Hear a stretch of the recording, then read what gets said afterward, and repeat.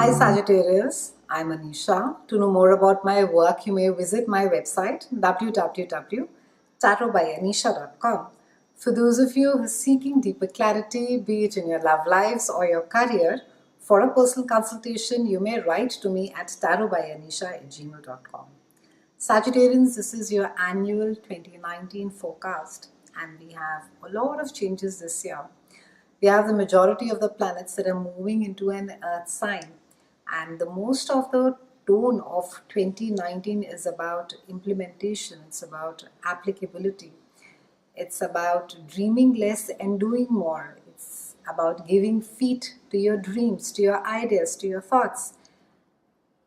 2019 is a year of staying grounded, being true to yourself, being your authentic, genuine self, and also try and stay away from a lot of frivolous conversation, frivolous people. It can be fun socially. I think I hear a lot of people often say, oh, but how does it matter? We just hang around and it's just company that I keep. It's okay if people are flaky or if they're not real. But I think during this entire process, it's all right. As much as you love to party and as no matter how big your circle is, it's very important that you start sifting through of people who matter and people who are just there for the background chatter. So this entire year, the focus is about what is it that you really want in life? What is it that you really value at a deeper level? Respecting that, staying true to yourself. And also, it is about if you have been nurturing certain ambitions, certain dreams, this is going to be a year of implementation for you. On January the 6th, we're opening the year with a solar eclipse that is there in Capricorn. Now, also, majority of the year, the energy is split between the Capricornian and the Cancer energy, which are like absolutely in opposite to each other. So, say for example, if you have a Capricorn that is there in your 10th house, and you will have the Cancer energy, which will be there opposite to it. So, for you, it's activating your house of earned income. It is your sense of self-worth, and Cancer is going to be energizing your joint finances, resources. It's a time of pushing your own personal boundaries. It's also a time of not to be measuring yourself as far as your material wealth is concerned. Even though Capricorn rules money, it rules earth, the natural resources that come out of it. So I think the more focus is on natural healing. Go back to things if they have not been working for you as far as food is concerned, as far as exercise is concerned. Try and turn to Ayurveda. Try and turn to more natural, organic things, lesser of processed food, lesser of I think, or maybe even too technical ways of working out. Try and do something basic, something which your body agrees to. Listen to your body well. Similarly, as far as your emotions, your mind is concerned, I think try and stay away of as much as superficiality as possible. Don't get into the thing of, oh, I need to be showing this, or I need to be proving this to my set of friends, or I have so much. I think just try and stick to few people who are who are there for you. We had Uranus that rolled back in November 2018 to Aries from Taurus, and it will be there for till about March 2019, and in March 2019 it will roll back into Taurus, where it is there in till 2025. So for you, Uranus is going to be there in your house of day-to-day chores. It's there in your health. So you can expect a lot of unpredictability as far as your schedule is concerned. It will be very hard for you to sort of pin it down and say, okay, Wednesday 10:30 I'm going to be doing this. You'll find at the last minute some or the other cancellation or something that upsets your schedule. Similarly, as far as your health is concerned, you can expect that as much as you try and sort of stay disciplined, it'll keep having its ups and its downs. So I think also the important thing over here is that not to get too rigid with your routine. Stay flexible. It's okay if you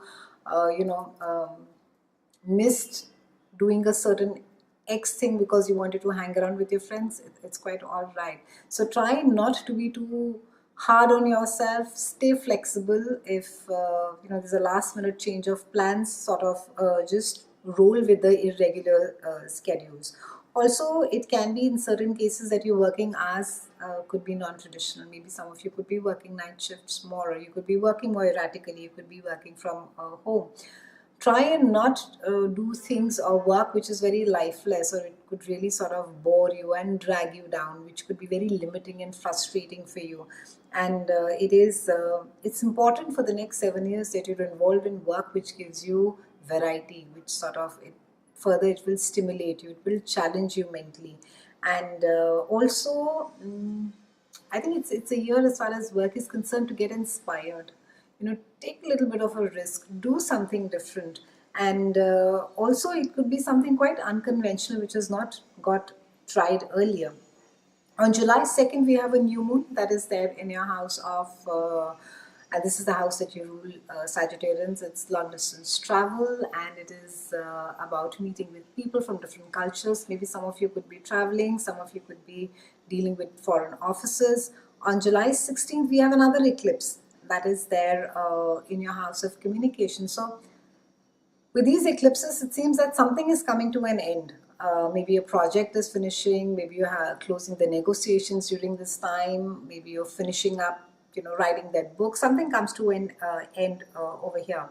And on the 3rd, then we have Jupiter that is going to be there in your own house for a year. And that's, I mean, you love it because I think there's going to be a sense, increased sense of self, how it is that you want the world to perceive you. Who are you? What is it that you want in life? What is it that gives you a lot of contentment, happiness, joy?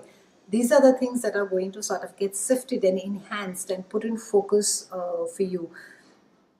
On the 26th December 2019, we'll be closing the year with another eclipse, and that has to do again with communication, with networking, with meeting people from different walks of life. And they could be enough and more. Maybe you could be traveling for work, short distance travel as well, that is there.